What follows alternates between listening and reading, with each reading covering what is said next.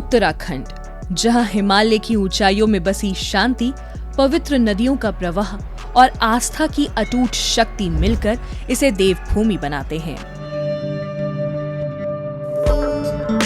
लेकिन ये धरती अब केवल अपनी प्राकृतिक खूबसूरती के लिए नहीं, बल्कि तेजी से हो रहे विकास कार्यों के लिए भी पहचानी जा रही है। सड़क, रेल, हवाई कनेक्टिविटी, ऊर्जा, जल, शहरी विकास, खेल, बेहतर शिक्षा व्यवस्था और स्वास्थ्य सेवाओं के साथ उत्तराखंड आज समग्र विकास की नई गाथाएं लिख रहा है।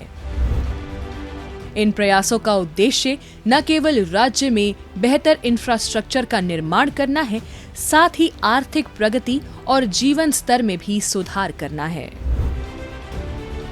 राज्य में कनेक्टिविटी को बेहतर बनाने के लिए उत्तराखंड सरकार ने परिवहन क्षेत्र में कई कदम उठाए हैं। सड़क निर्माण के मामले में उत्तराखंड ने केंद्र सरकार के सहयोग से प्रधानमंत्री ग्रामीण सड़क योजना के तहत दूर दराज के इलाकों को मुख्य सड़कों से जोड़ने का प्रयास किया है। साथ ही शहरी इलाकों में भी सड़कों की स्थिति में काफी सुधार हुआ है। सड़कों के निर्माण से न केवल कनेक्टिविटी मजबूत हो रही है, बल्कि अर्थव्यवस्था को भी बढ़ावा मिल रहा है।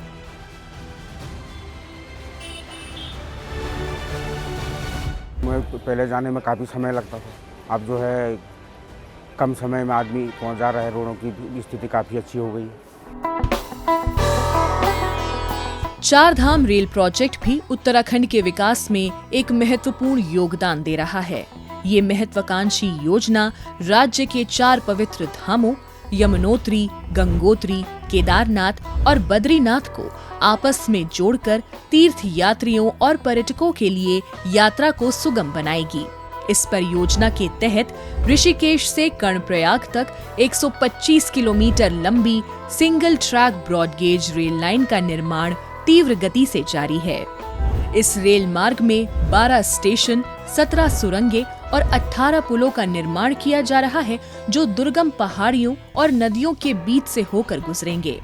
परियोजना के पूरा होने पर ऋषिकेश और कर्णप्रयाग के बीच की दूरी घटकर मात्र 3 घंटे रह जाएगी, जो वर्तमान में लगभग 8 घंटे का समय लेती है।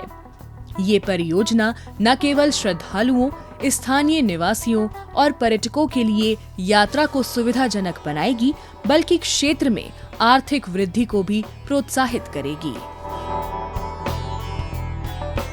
ये धामों को मिलने वाली ये रोडें इतनी सुंदर और अच्छी बनी है कि हर आदमी को इतना आसान हो रहा है कि अब आने जाने में पहले जो 6 घंटे या 8 घंटे लगते थे, अब लोग बहुत कम समय में उसको वो कर रहे हैं। उत्तराखंड अपनी प्राकृतिक संपदाओं का उपयोग करते हुए ऊर्जा उत्पादन में भी आत्मनिर्भर बनने की दिशा में आगे बढ़ रहा है। राज्य में कई हाइड्रो पावर परियोजनाएं शुरू की गई हैं। यहाँ स्थापित बांधों से न केवल जल संरक्षण हो रहा है, बल्कि उनसे बिजली उत्पादन भी किया जा रहा है।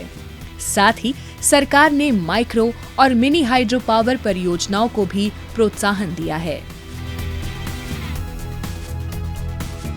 इसके अलावा सौर ऊर्जा परियोजनाओं पर भी ध्यान दिया जा रहा है, जो राज्य को पर्यावरण के प्रति संवेदनशील बनाते हुए ऊर्जा खपत में संतुलन बनाए रखने में मदद कर रही है।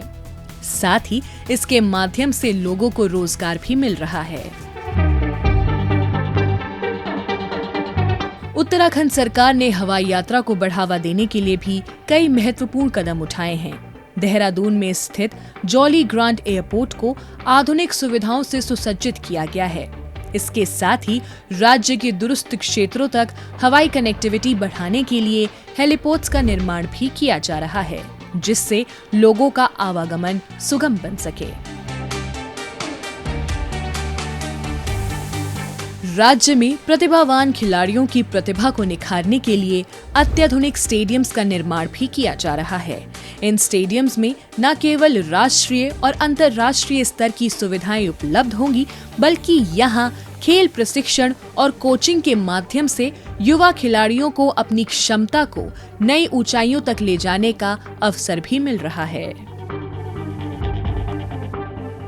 यहाँ मुझे बहुत अच्छी सुविधाएं मिल रही हैं, कैंपस से लेकर ग्राउंड से लेकर स्कूल से लेकर हर चीज़ की अच्छी सुविधा मिल रही है। हाँ, यहाँ से हम नेशनल भी खेलते हैं और यहाँ से हम इंटरनेशनल भी खेल सकते हैं।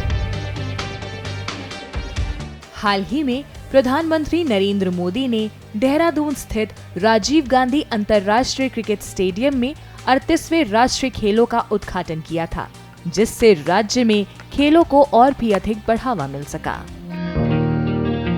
राज्य में जल आपूर्ति परियोजनाओं पर विशेष ध्यान दिया जा रहा है। इन परियोजनाओं के माध्यम से ग्रामीण और शहरी इलाकों में भी पानी की सप्लाई को बेहतर बनाया जा रहा है। इसके अतिरिक्त राज्य में बेहतर शिक्षा प्रदान करने के लिए स्कूल और कॉलेज में आधुनिक शिक्षा प्रणाली पर जोर दिया जा रहा है। वहीं स्वास्थ्य सेवाओं में भी कई बड़े बदलाव किए जा रहे हैं। राज्य में मेडिकल कॉलेज भी स्थापित किए जा रहे हैं, जिससे इनकी सेवाओं का और अधिक विस्तार किया जा सके। इन सभी सुधारों के बावजूद उत्तराखंड को कई चुनौतियों का सामना करना पड़ रहा है। पहाड़ी इलाकों में बुनियादी ढांचे का निर्माण और रखरखाव एक कठिन कार्य है। इसके अलावा बाढ़ और भूस्खलन जैसी प्राकृतिक आपदाएं राज्य के विकास कार्यों में बाधा डालती हैं। इन समस्याओं से निपटने के लिए सरकार ने आपदा प्रबंधन पर विशेष ध्यान दिया है। राज्य सरकार का उद्देश्य है कि इन सभी परियोजनाओं को समय पर पूरा कर राज्य को विकास की नई ऊंचाइयों पर पहुंचाया जाए। कनेक्टिविटी, ऊर्जा, पानी, स्वच्छता और शहरी विकास जैसे क्षेत्रों में किए जा रहे ये प्रयास राज्य की अर्थव्यवस्था को मजबूत बनाने में सहायक साबित हो रहे हैं। हमारे प्रधानमंत्री जी के मार्गदर्शन एवं सहयोग से आज हमारा प्रदेश, चाहे वो शिक्षा का क्षेत्र हो, स्वास्थ्य का क्षेत्र हो, कनेक्टिविटी का क्षेत्र हो, पेयजल सहित सभी क्षेत्रों में आज हमारा इंफ्रास्ट्रक्चर मजबूत हो रहा है। केंद्र सरकार के सहयोग से उत्तराखंड की डबल इंजन सरकार विकास की रफ्तार को नई ऊंचाइयों तक ले जा रही है। ये समर्पण और सहयोग उत्तराखंड को विकास के एक नए युग में प्रवेश कराने के लिए तैयार कर रहा है। 21वीं शताब्दी का ये तीसरा दशक ये उत्तराखंड का दशक है। मेरे शब्द लिख के रखिए। उत्तराखंड सरकार ने विकास और प्रकृति के बीच संतुलन बनाए रखते हुए राज्य के लिए जो कदम उठाए हैं, वो आने वाले वर्षों में उत्तराखंड को देश के सबसे प्रगतिशील राज्यों में स्थान दिलाने में सक्षम होंगे।